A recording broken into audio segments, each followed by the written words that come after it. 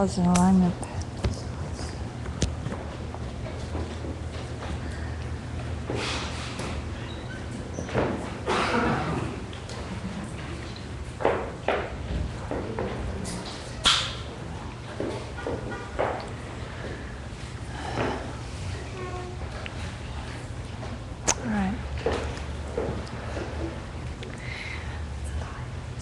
So welcome back. We have about an hour and 15 minutes together for today left. And let's begin by, again, today has a lot of writing in it. I'd like to ask you to write down an experience from your childhood very simply, like 40 words or less. And whatever comes to you, just go with it.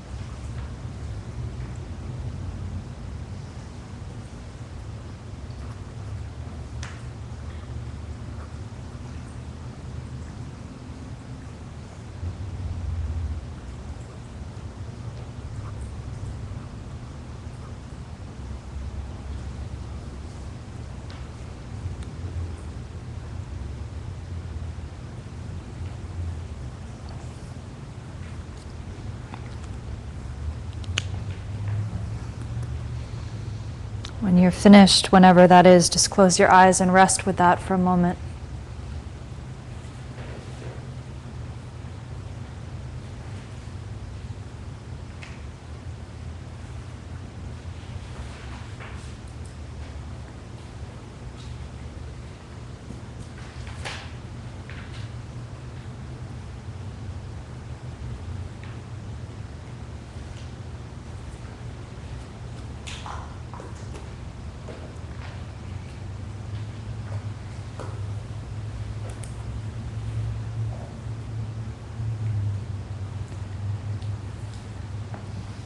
And then write another maybe 10 to 20 words on a detail of that experience.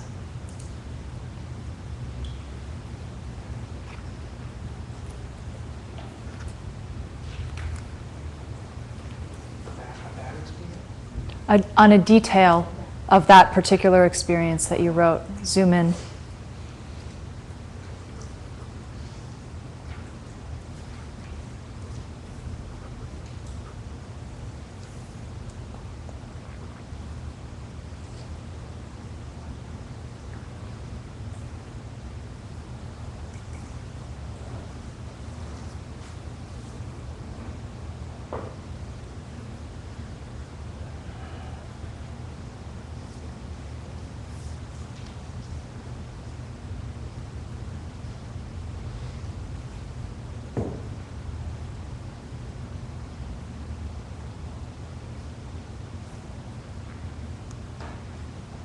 And again, whenever you've completed that step, just rest for a moment with that. There's no rush.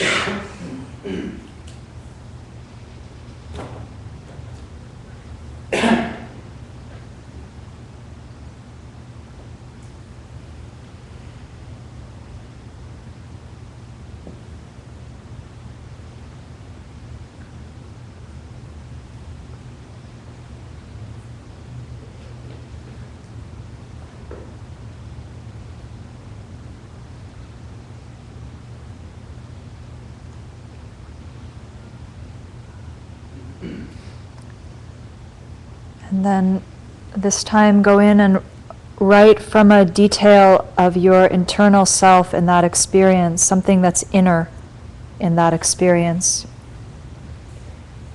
10, 20 words or so.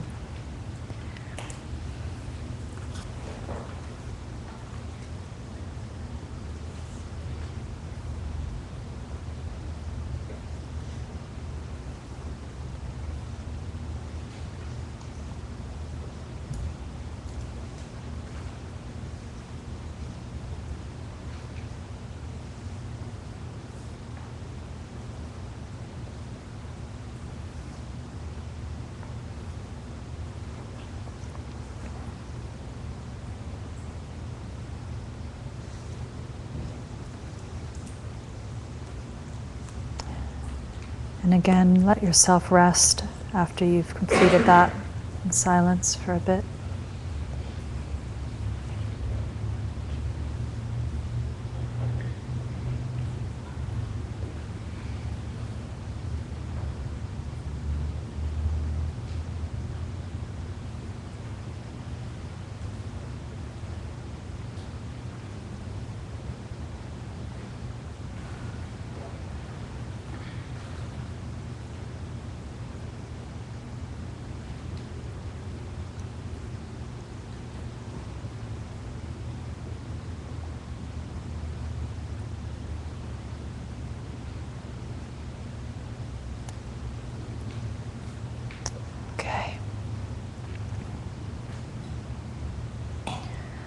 So often as we move through our life,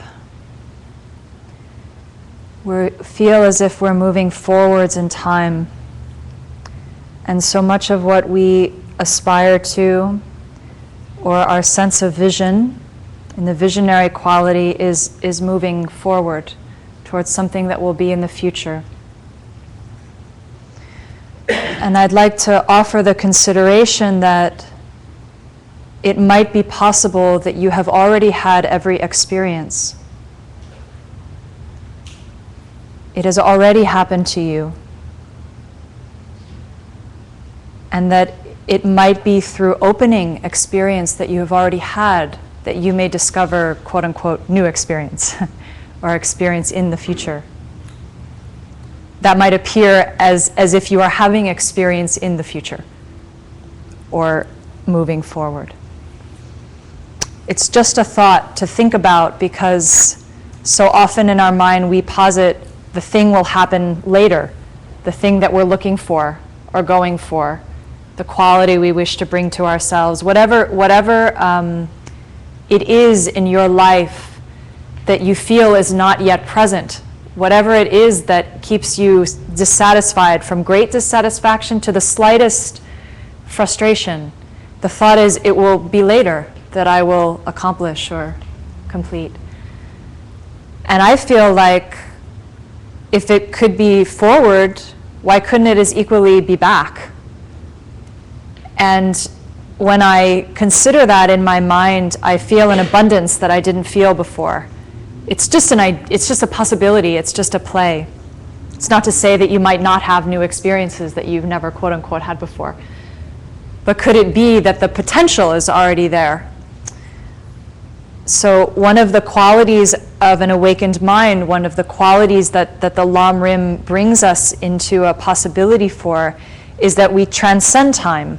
So we experience all time as one time. And in that, all experiences are happening all the time. So instead of needing to go out and acquire, we don't even really go down anymore. It's just a continual, I can't speak about it, right? It's beyond even language, because the language goes like this. So as we enter these three qualities that we've been speaking about, and if you really make an effort to consider them, if you take them seriously and look at them in your life, I can pretty much guarantee your life will start to change. Your life will transform. This is what we want. The Lam Rim is a catalyst for transformation, positive transformation. If you remember in the very beginning, you were probably still attuning to kind of being here and listening, but one of the qualities of the greatness of this teaching of the Dharma, of reality, being in union with reality, is that it only provokes goodness. It provokes the quality of joy, only. And we have a very small idea of what that means. We think that means I'm going to feel a certain way, or that means we have a very narrow idea of what that means. So again, we can recognize, try to bring the quality of openness when I say that, and not to bring that idea down into your current understanding of that. But to think that the idea of goodness, what would move you towards a sense of peace or joy, could be very vast in the actual sensorial experience. It's a mental, we're not talking about a sensorial experience. We're talking about a mental relationship, a relationship to your consciousness, okay? So the Lam Rim is meant to provoke transformation, so don't be surprised if your life starts to change. You know, sometimes we start to take on these teachings and then it's like, whoa, things are changing, I'm feeling things. Like, I remember I had one beautiful student and, you know, she called me once and she's like, I'm feeling a lot of stuff, you know, and it was like, great, you know, and it wasn't all good stuff, but there was, things started to open that hadn't been opened before, and then new possibilities are present, you know, more dimension, that we bring more dimensionality to our being, okay? So as this happens, as this change occurs, we want to consider how do we nourish these experiences, and how do we nourish ourselves along a path of transformation where we become vulnerable at times, where we are in between selves sometimes. You know, we had a self that we were very certain of, and then we start to muck around with that self.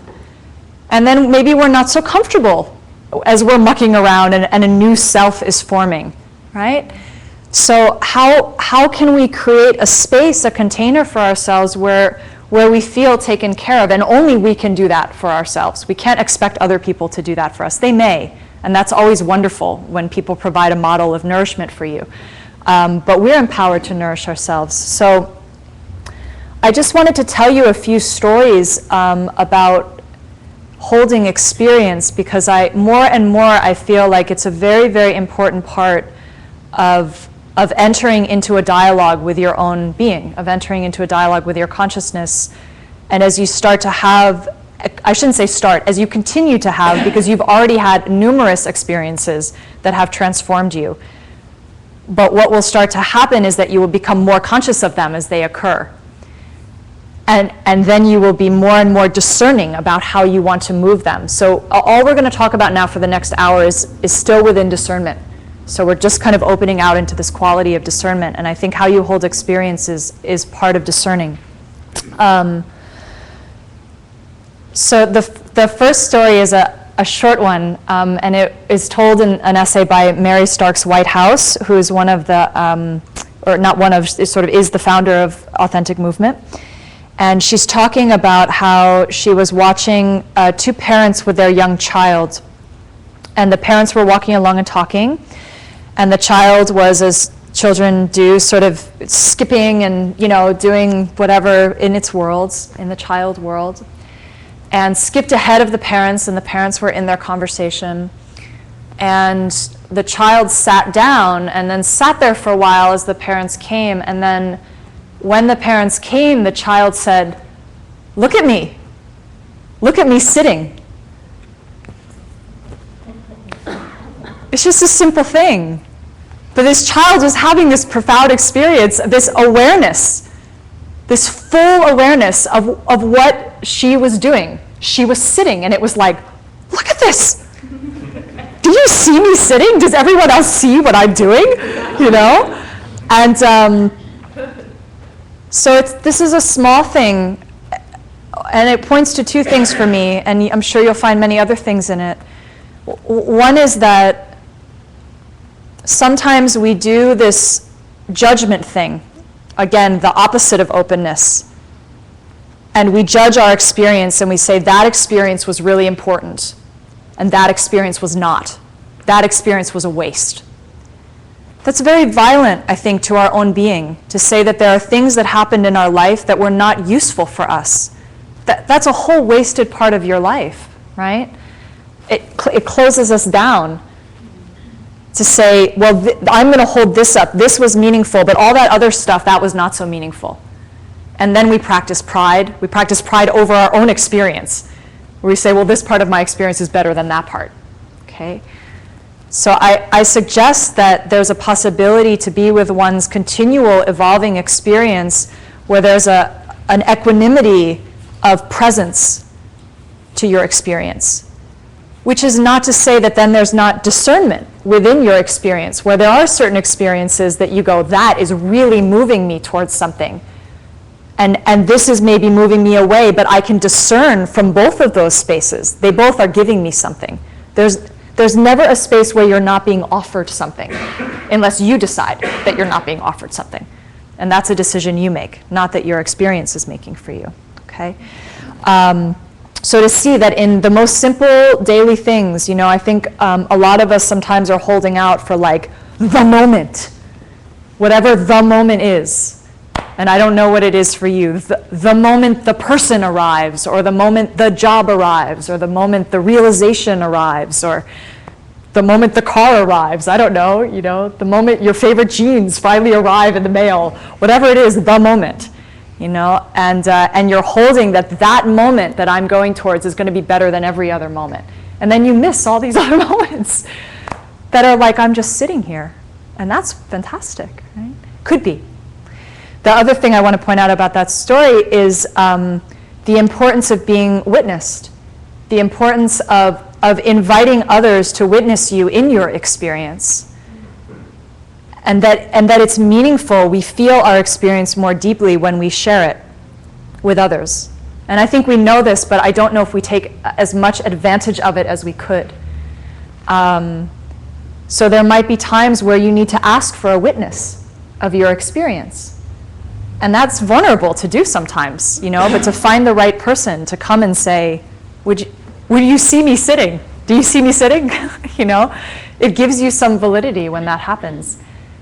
And more deeply to recognize that you can be that witness for yourself. So in what we started with in the beginning, just the simple awareness of your own being, that you are witnessing your own experience all the time. You can watch yourself sitting and take deep pleasure in that, like that child is doing. So when we are children, we think a parent has to come in, and this is often how people relate to a teacher, which is 2 months from now, so I'm not going to go into it right now. But we have this sort of parent mentality with a teacher where it's like, do you see me? Do you see me sitting? Will you validate my experience for me? And that's a start, but that's a child's mind. An adult mind is able to validate their own experience, to be in witness for themselves. Okay? And what I'm telling you is you're already doing it. It's nothing you have to get out there. It's already happening. It's just, do you want to grow that space of yourself? What do you want to grow within the limitless potential and possibility you already have within yourself? Okay? So that's one thing to think about. How are you using other people's eye? People are seeing you all the time. How are you relating to them? And could you be relating to them in a more nourishing way, a more mindful, more direct way? And both in how they're witnessing you, but also in how you're witnessing them.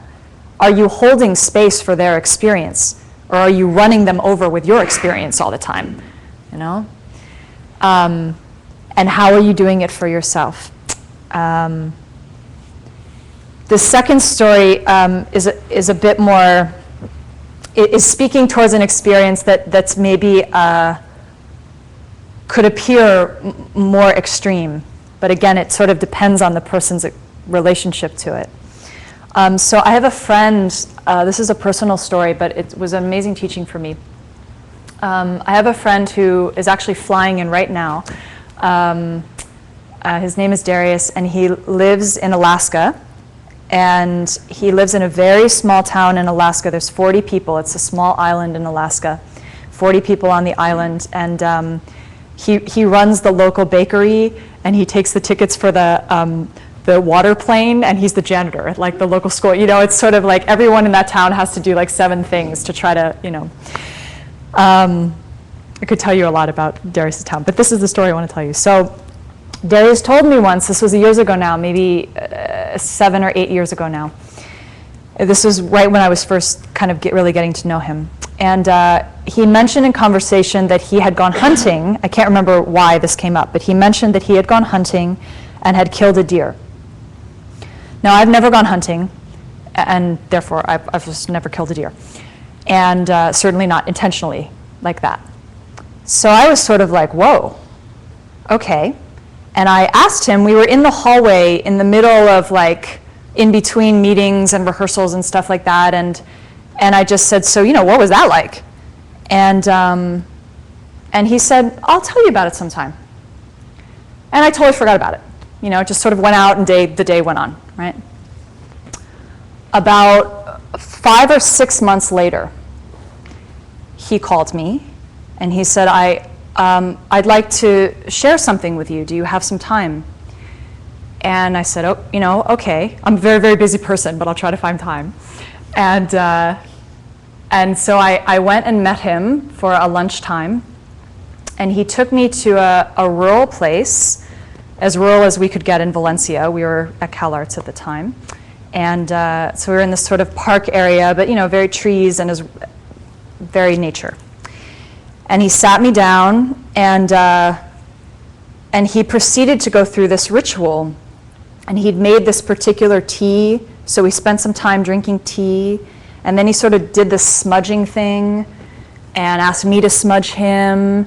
And I had no idea what was going on, But I'm like, this is great. I don't know what's happening, but I'm with it. And then after we'd gone through these preparatory rituals, he asked me to close my eyes, and I closed my eyes, and he asked me to hold out my hands. And he touched my hands with something I had never felt before. And he did this for quite a while. And then eventually he asked me to open and he put the objects in my hand. And then he asked me to open my eyes, and I had in my hand the horns of the stag that he had killed. And then he proceeded to slowly tell me the story of how he came to kill this deer.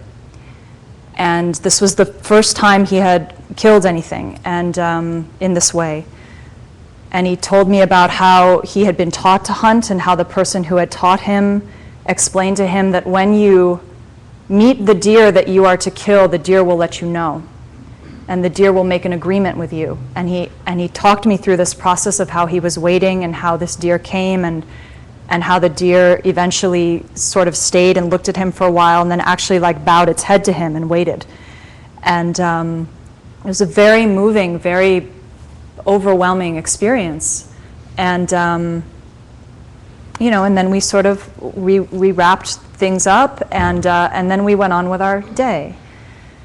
And I felt like I didn't even know how to hold it at the time. No one had ever shared something with me in that way before, but it really has stayed with me, and it really taught me something about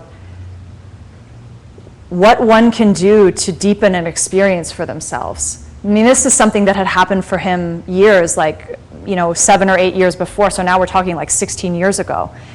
And by holding it that way, he kept it sacred for himself, and he continued to deepen its meaning for himself. And he didn't allow it just to become an anecdote. It would have been easy enough in the hallway to say, oh, well, it's really intense. I don't know, you kill a deer, it's intense, it's crazy, it's, a big deal.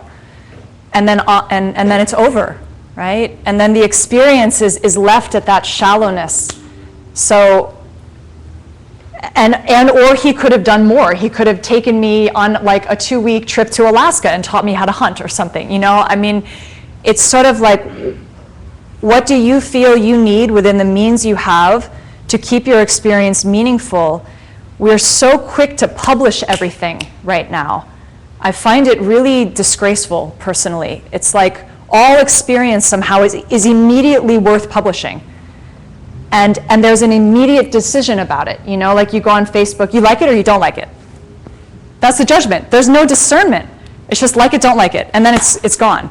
You've made your decision and you're gone. It's past. It's a waste of your life, I think. And sometimes you might have that quick an experience. So it's not to say not everything is requiring that depth of notice. But I'll guarantee that there are things in your life that are.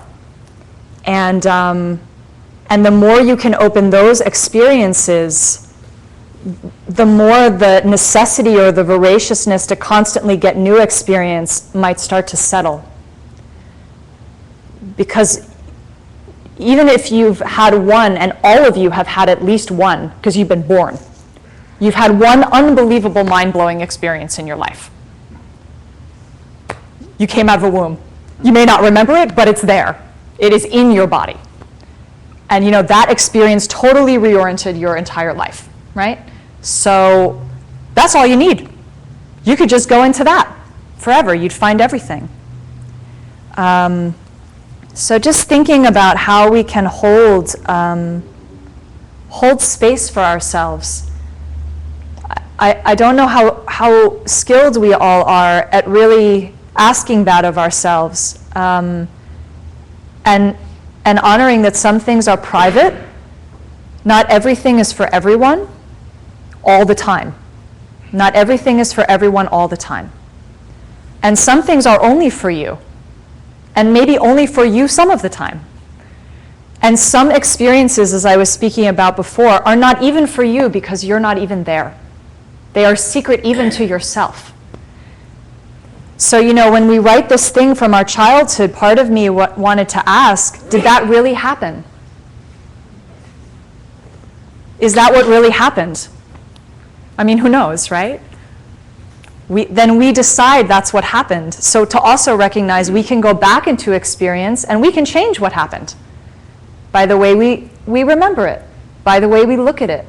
I found for myself when I wrote about a detail, immediately that experience became more important to me, for myself. So you can see you can start to play for yourself what allows you to get the essence out of your life.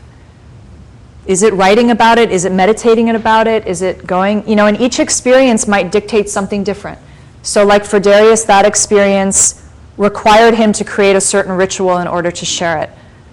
I don't know what your experiences will require, but I think it's worth asking and to be maybe a little more discerning about how you share information about yourself, what information you're sharing when and how, and make sure it's in service of your own vision, the visionary aspect of your life, and in service of, at least from what you can sense, of the other person's or other people's visionary aspect of their lives.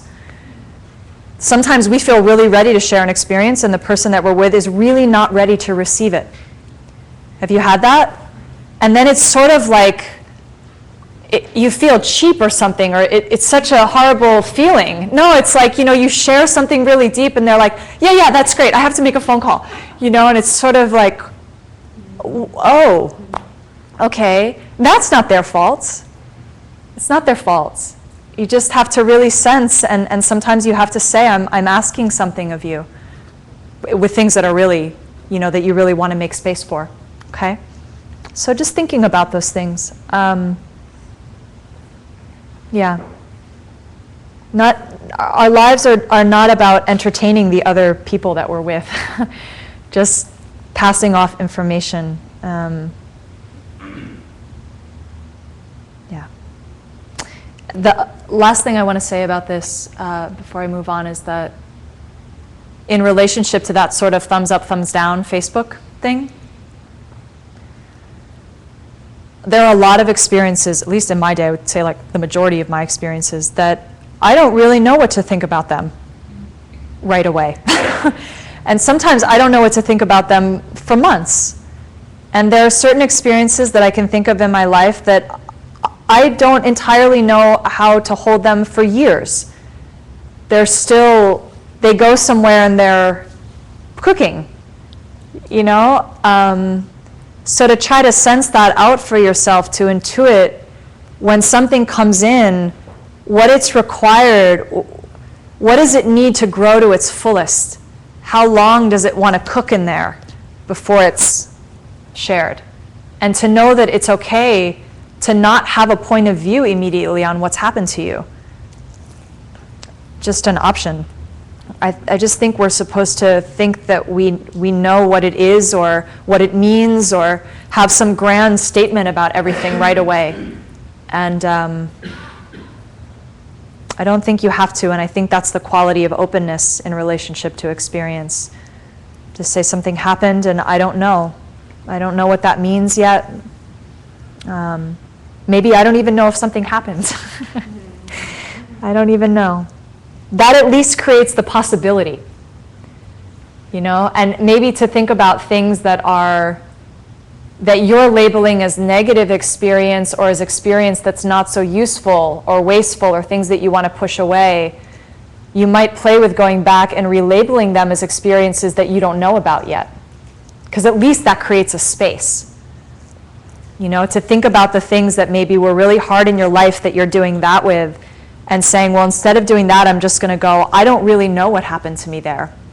I don't know the full impact yet. There's still some workable space in there before you've done the stamp on the case thing and filed it away in your files that will never see the light of day again. So that's experience. So maybe we'll do just a short meditation. So get yourself comfy.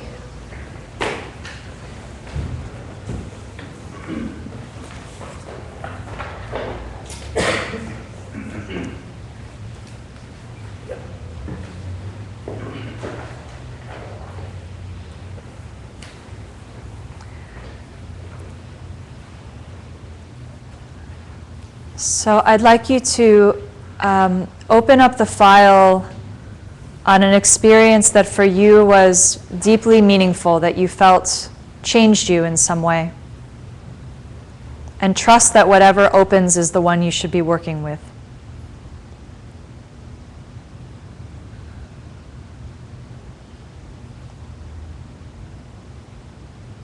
And then just for a few minutes here, we'll just sit in silence, and I'd like you to just be present in your awareness with the experience again and see what's there for you.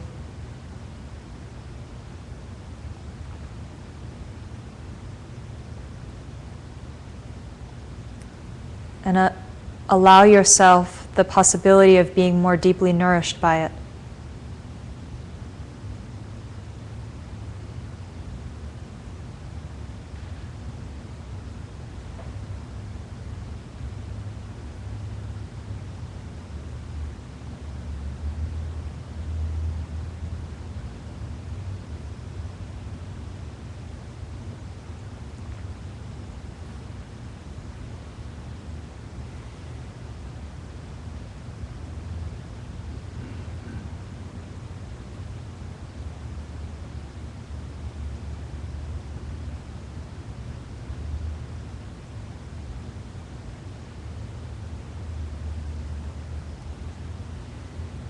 And as you do this, you might be able to discern the power of the mind that is witnessing you do this, that is witnessing you in this experience,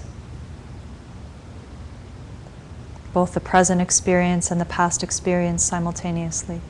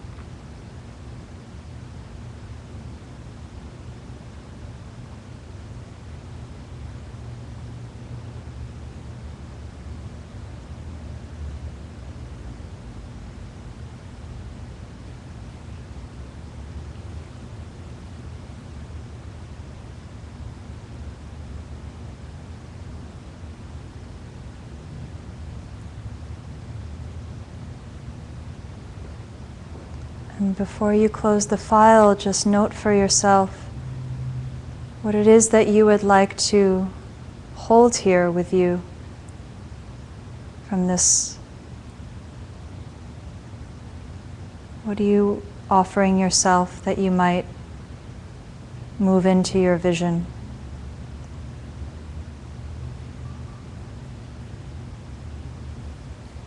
And if it helps to make a note of it in writing, you're welcome to.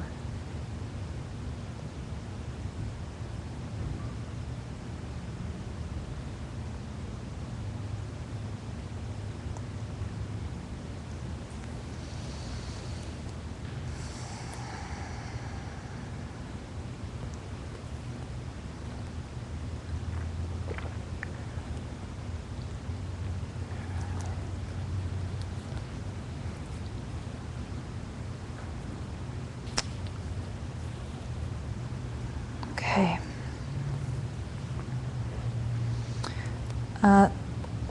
One way that we can continue to make a container for our experience is through ritual. Creating ritual is a way to hold our experience, and we do this all day long, of course, already. Again, we're already doing it. The thing I love so much about the Lamrim is it is composed of things that are so obvious that we don't see them. And they're so obvious that in a way they become the most secret things in our life. Like for instance, we're going to die. It's so obvious that it's almost secret to us moment to moment. And when we bring our mind to bear on these things, an extraordinary awakening of energy comes forth.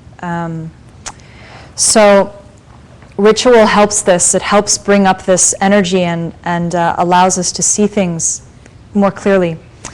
So I'd like to ask you to open your last envelope, which is the small gray envelope. And there's a letter inside which you may read.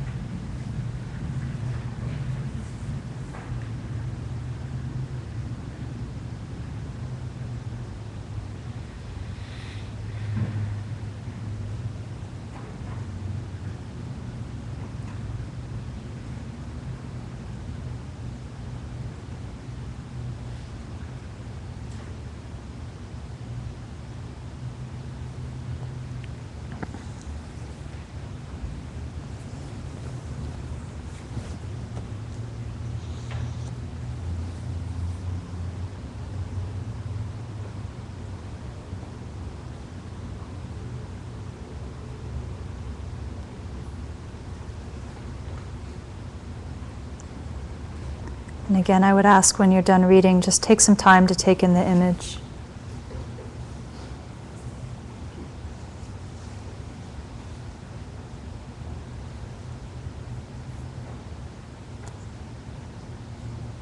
And note for yourself again a few things that strike you about the image.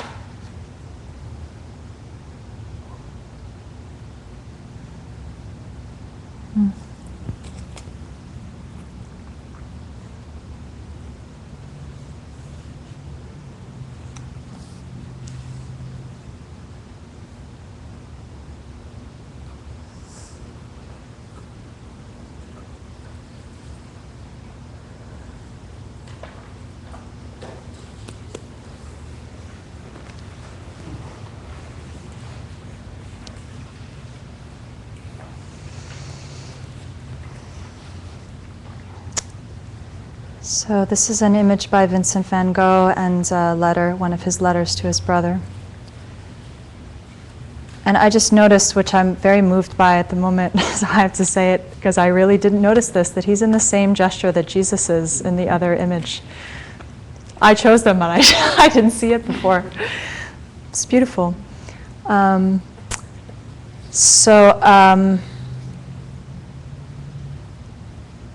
gives me hope that something stronger than my own brain is working more deeply, connecting things. I'm very moved by Vincent van Gogh's letters, and I offered this to you because the way he writes about his practice I find very inspiring.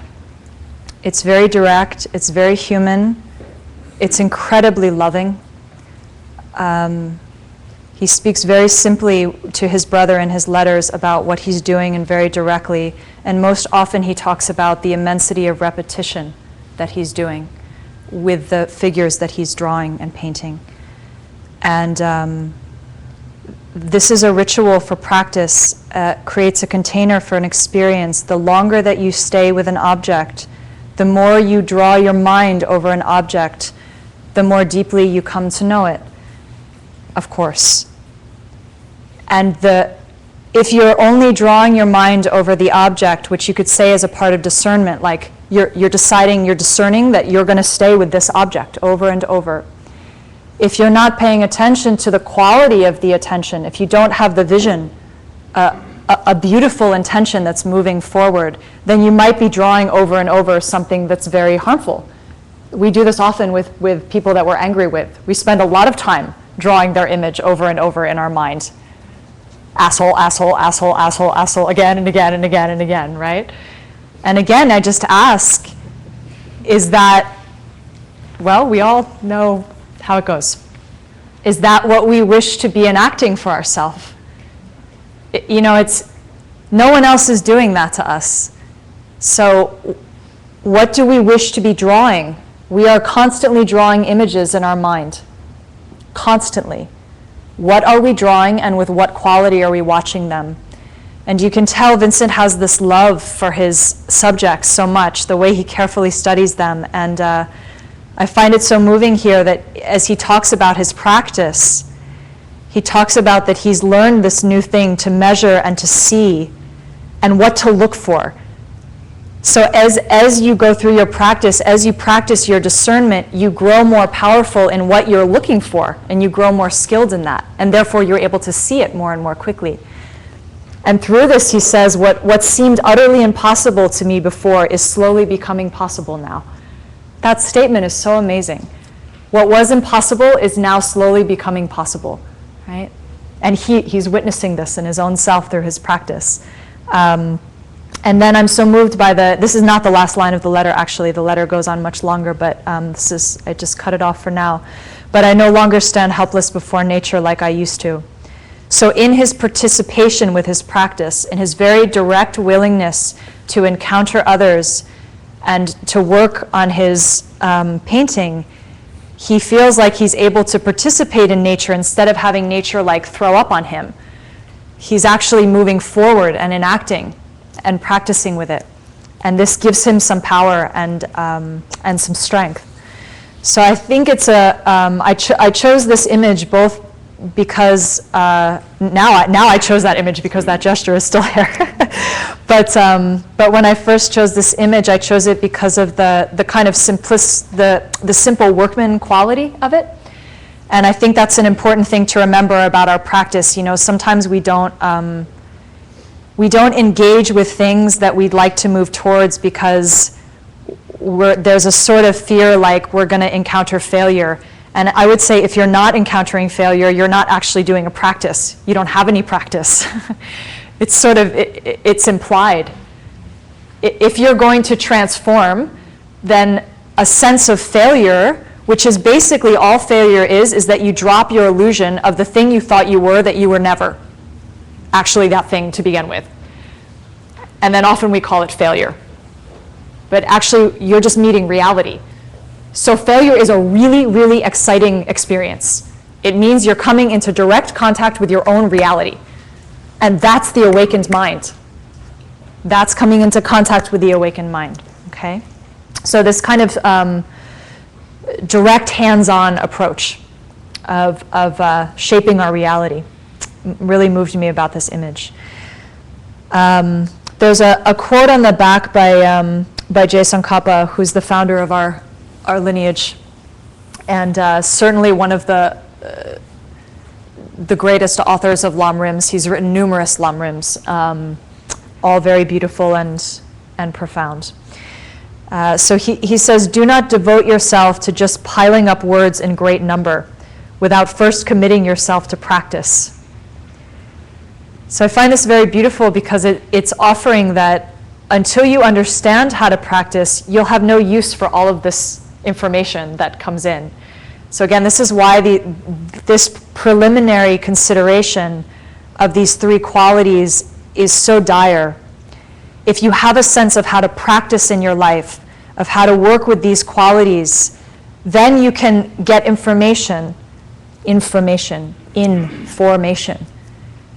and it will work for you. It will innerly form you in a way that is meaningful for you.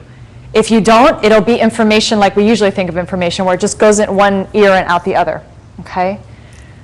That's part of discernment, is knowing what to hold and knowing what to let go. Knowing what you can let pass through and what you're like, stay, don't go. Or like, I love you, don't go.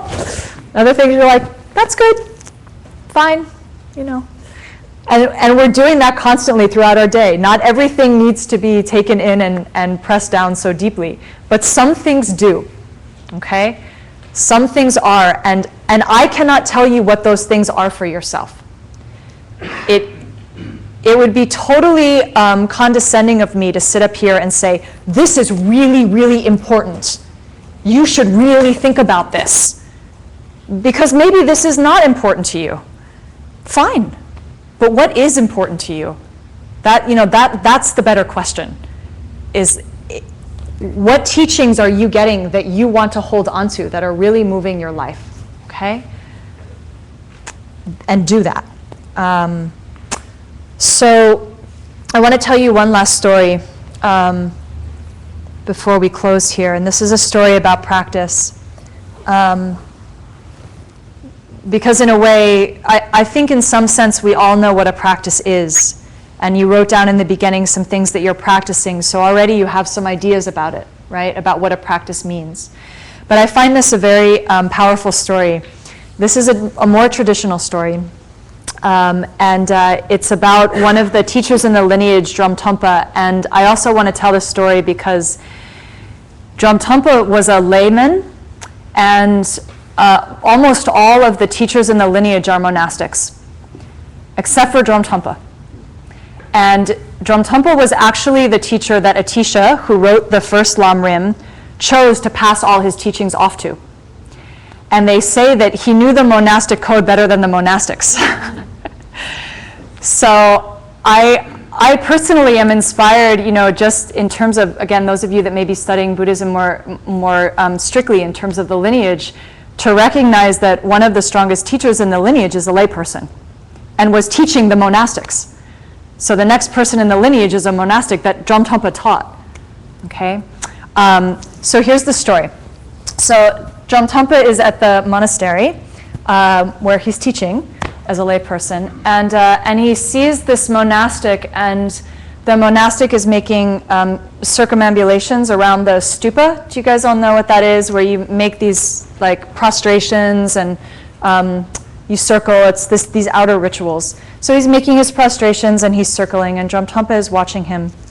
And finally he says to him, this is wonderful what you're doing, making these circumambulations and prostrations. This is really, really wonderful to make outer offerings, but wouldn't it be better if you were practicing Dharma?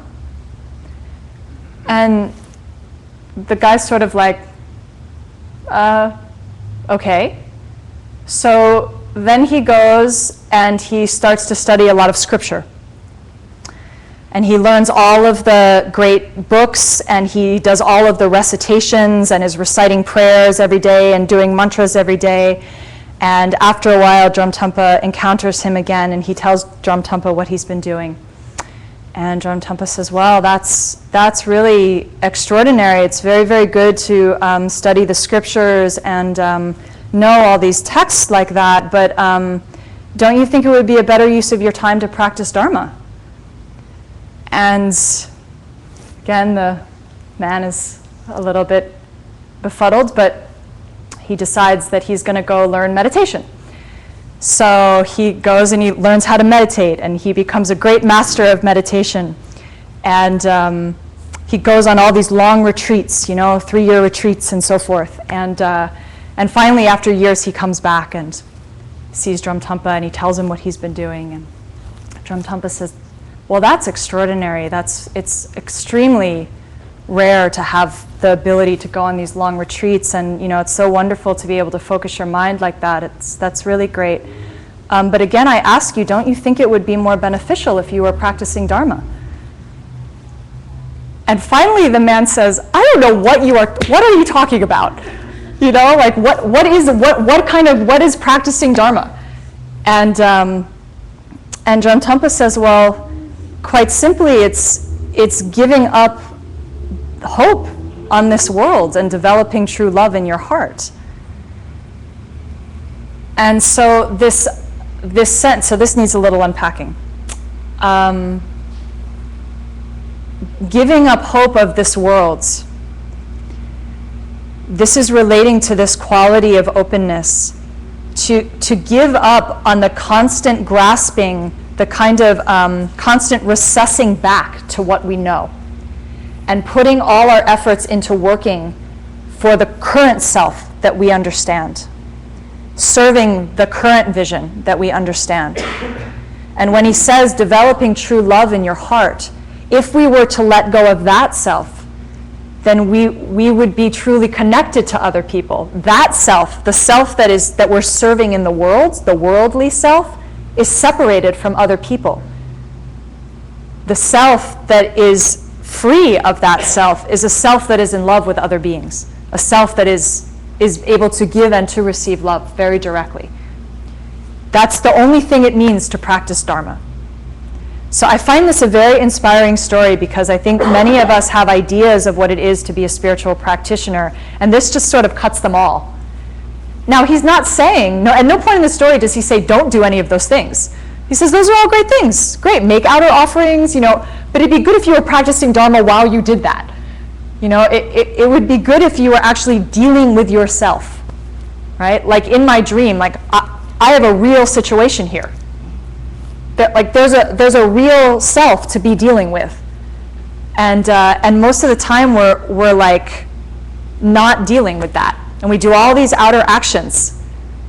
But if you're going to practice Dharma, you have to let go of the self that we're grasping to all the time and develop some real love in your heart. So the last thing I have here on your sheet, on your outline, that we'll just check in about, and you can think about them until we meet again next month, are called the 8 worldly thoughts. So this is another way to think about the things that distract us from our real practice, from our Dharma practice, if we want to be Dharma practitioners. And again, one way to think about Dharma is reality. So these are 8 things that keep us from practicing reality. The first one is this: to be overly happy when you get what you want.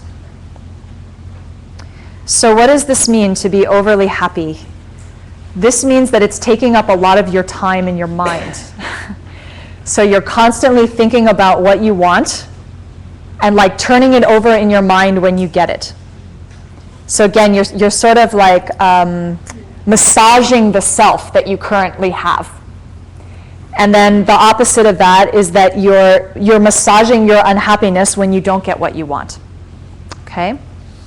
This is not to say that like don't be happy when you're happy with the things you have, and this is not talking about discernment. Again, to really be clear and to work out in your mind, not intellectually, but instinctually in your being, to embody the difference between judgment and discernment, because they're different things. So this is talking about judgment.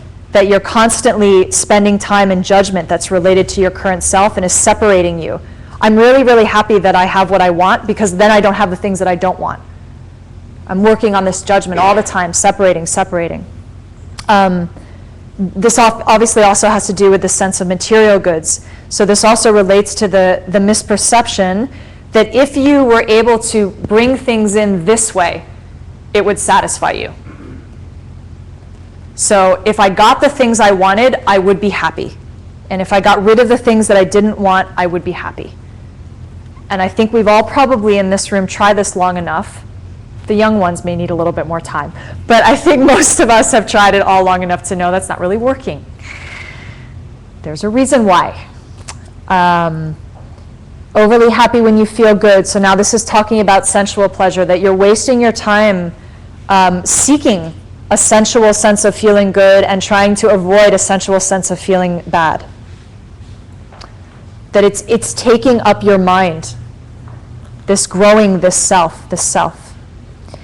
Overly unhappy when you're not known, and overly happy when you are known. So this has to do with fame. So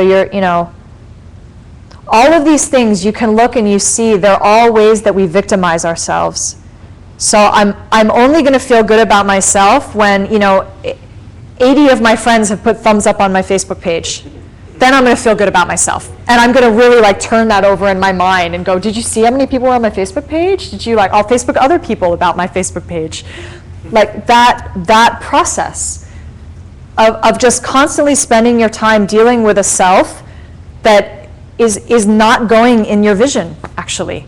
If you look at that self, the self that is related to judgment like that, I pretty much guarantee it's not the self that you're trying to grow, okay? So it's just, what do you want to spend your time on? You only have so much time. And same thing on the other side, right? When you're not well known. Sitting there going well, how am I going to get more friends on Facebook? What's the strategy for that? And then lastly, when people are speaking well of you and people are speaking poorly of you. So it's amazing how everyone in this room could tell you how beautiful you are, and if one person came up and say, you look a little tired, that's probably what you're going to focus on, right? It's 800 people could like write you love letters, and one person could be like, you annoyed me last week. It's like, oh, I did? Oh, well, let me tell you about when you annoyed me. It's like to watch where our mind goes. These are the worldly thoughts, and they waste our life. They just waste our life. They're killing us, and they're not a true practice. So if you want to practice Dharma, you have to attend to where these are happening in your life, discern for yourself, discern that these are things that you want to let go of, that they are not making you happy, and discern how they are specifically for you, and then practice letting go. And the first way you start practicing letting go is just simply making a container, a vision. Always the vision, the openness, and the discernment. So you make a vision, you say, I would like to let go of this habit. That's a vision. I would like to do this. I'm open to figuring out how that works. I clearly don't know how to do it yet. Will someone help me? Can anyone help me with that? Even to your own mind, can I get some help? Maybe as you go to sleep, can I have a dream? And then maybe can you help me remember that I asked to have a dream? And see what comes. So attend to these. I know we went over them rather quickly today, and maybe I'll go over them more next month, but just muse on them over the next month, and struggle with them a little bit if you need to, in terms of what they really mean and how they apply to you, and what it would be to have a real practice for yourself, a practice of reality. What would it mean to have a practice of reality? And another way to think of the word Dharma, the roots of the word Dharma, is something that holds you up to your highest self, holds you up in your reality. So think about what are the things that are holding you up to your vision.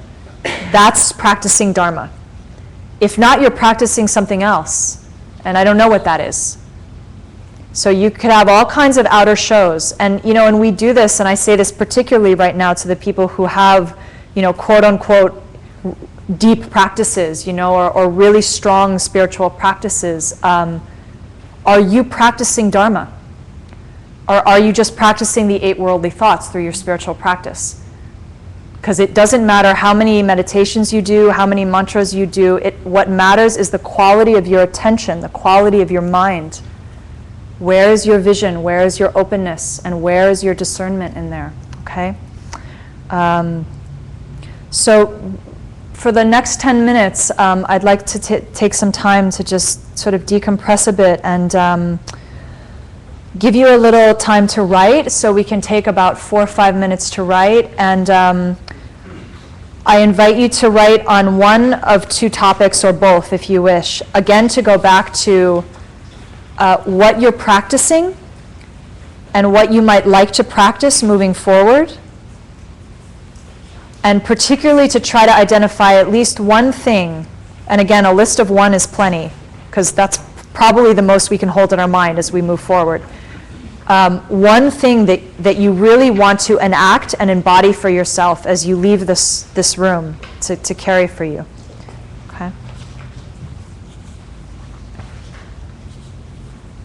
You might have questions for yourself too. I always find that useful to just have a list of questions for myself.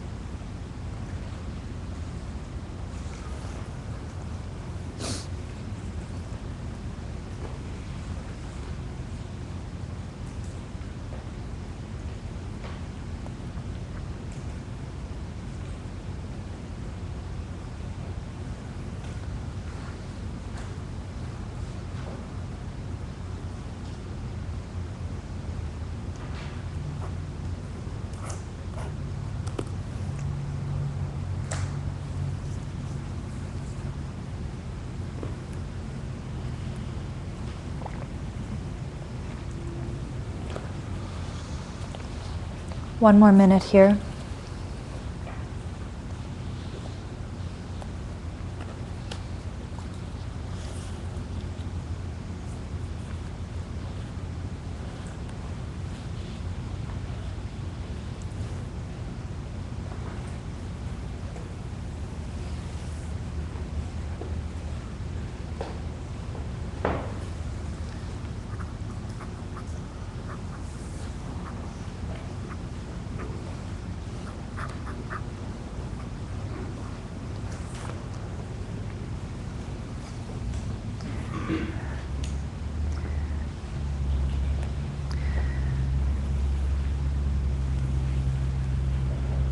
So I think it would be meaningful, can be meaningful, often to write, when we write things down, they become concrete in a certain way, and they become more concrete when we speak them often. So I wanted to make a space for that. Again, you don't have to speak, but if there is, if you'd like to speak the thing that you would like to carry forward and have us hold it as a group, we can think of it kind of like together we're making a recipe or something. So it's like just succinctly placing your ingredient in, and then we'll all be able to benefit, I think, from these things. So you don't have to raise your hand, and if two people speak at the same time, it's fine. We'll figure it out. Just make some space to offer. And maybe we'll close our eyes, unless you need to look at your thing, but we'll just have a few minutes of space for people to speak.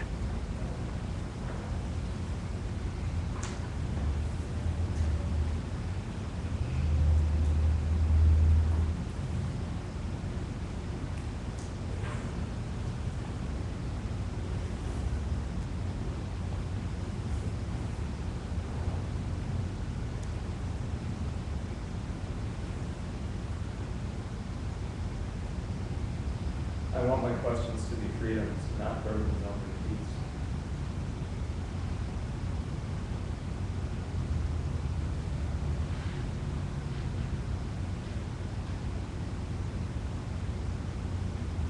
Enacting love and play, not results.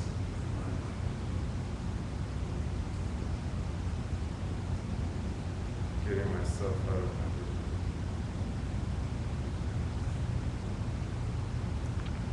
letting go of control.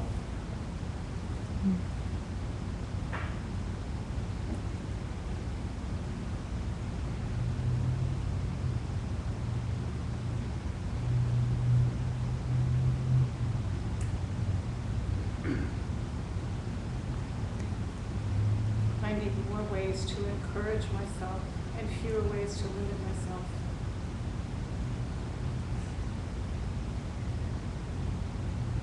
Trusting myself, my intuition, discernment, being open to new wonderful possibilities.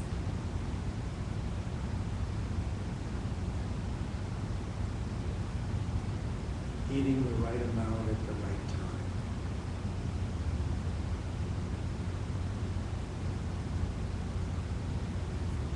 Having compassion for myself to be more discerning with my experiences. Creating intimate partnerships.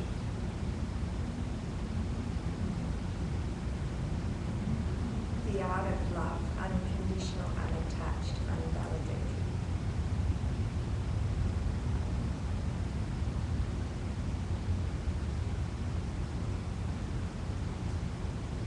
Beginning to trust the new. When I'm tired or confused, allowing silence instead of action.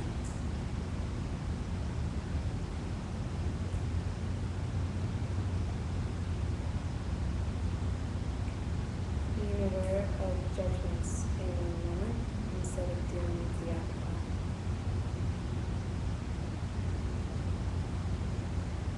Giving my day-to-day experiences ritual or even just attention or witness.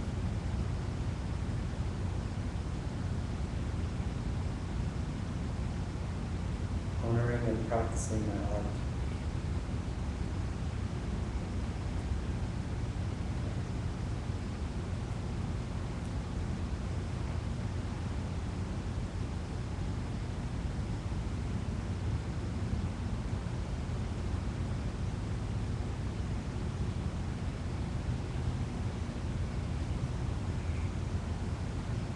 Be more skeptical about what this moment means for me.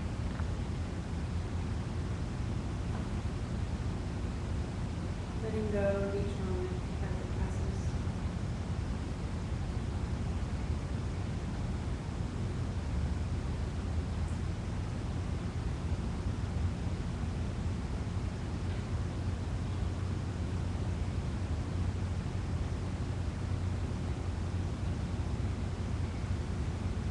Remembering that not everything has to be answered immediately.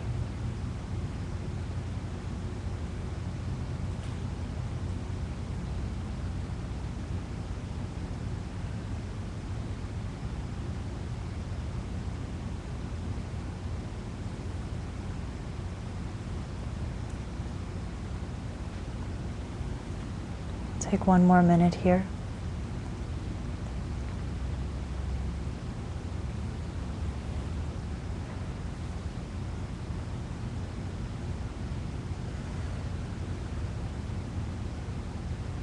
Practicing compassion for myself and those around me.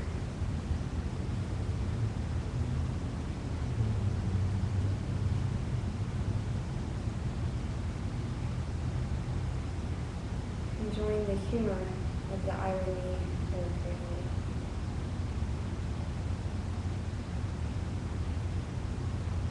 Ask for help when I need it. Letting go of my attachments.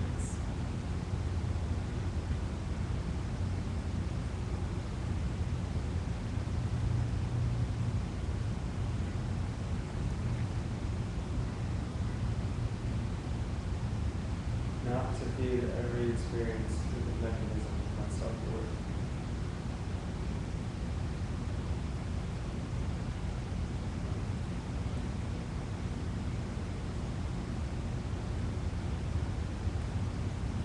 So now, whether you've spoken out loud or not, speak to yourself again what it is that you wish to practice as you move forward from here, just in your own inner voice, your own heart.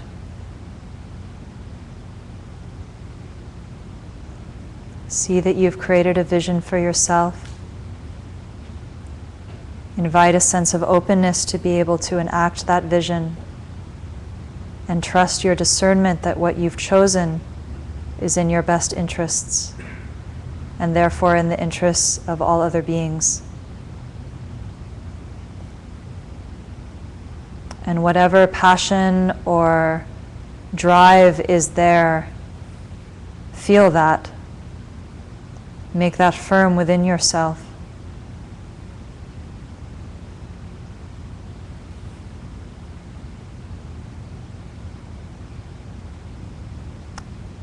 And remind yourself of the simplicity of your practice. It is clear. What everyone just spoke is very clear. How you might go about it moment to moment, you will discover. But the vision is clear.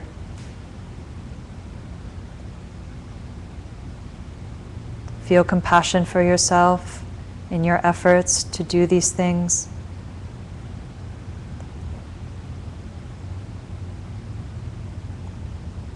And know that these qualities, these powers, are already within you. There's nothing that you have to get from the outside.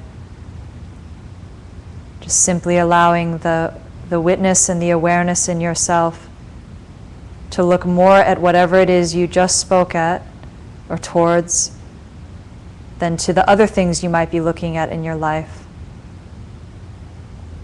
So that's the power of discernment.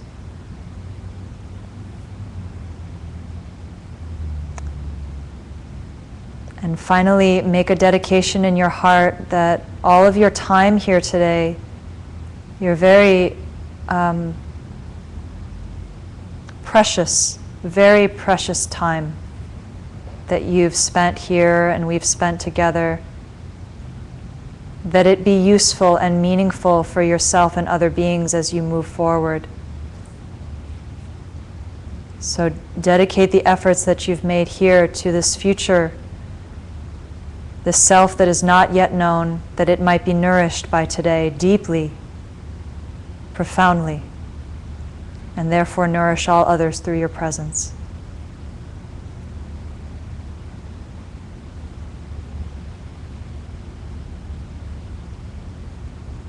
And for that you can feel happy, at least warm in the heart for what you've given today.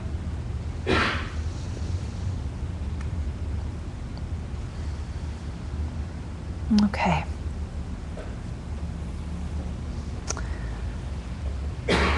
So, I thank you very much for your time. It's not a small thing to me that you're here today and that you've chosen to spend your day like this. It really affects my world, and I thank you. To be able to see people who are choosing to spend their day like this, it's meaningful for me personally. So if for no one else, I personally am very grateful that you came today. It has given me the opportunity to consider these things more deeply, and that's been nourishing to me in my life. So just the vision of the thought of you coming to you has been nourishing to me, and here you are, so I thank you. If you feel free to contact me anytime. I'm sure my emails on the website, or I'll write it up here before I leave. You can contact me with any questions. We didn't leave a time today because we started a bit late for question and answer, but if questions come up, please feel free to contact me. And this series will meet again in almost exactly a month, the last Saturday of February, and we'll continue.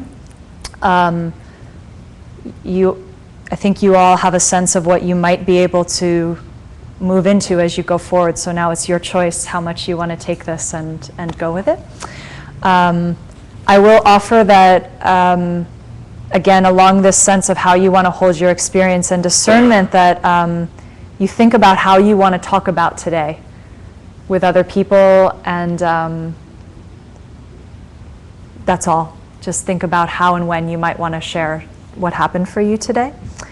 And again, just to say, the center is open every day, and there's all kinds of wonderful things happening. Alicia's class on Monday, David's class of Authentic Movement. We just put this on, and I was very forward about putting the Authentic Movement on because it's one of my personal practices, and it's very profound. And to be able to move, it's not a dance class. It's a space to really go internally and do some awareness practice while you're moving, which is very helpful. And all the other classes that Brian mentioned. So please partake as much as is meaningful for you. And I think that's all I need to say. Thank you again to Heather for putting the class together. Thank you to Jed for broadcasting. Thank you to Dima and others who've helped with sound, and thank you especially to David. He helped me extremely preparing for this class, and I'm very grateful. Thank you. So that's all. I hope you have a beautiful night, and I hope to see you again in a month. Yeah.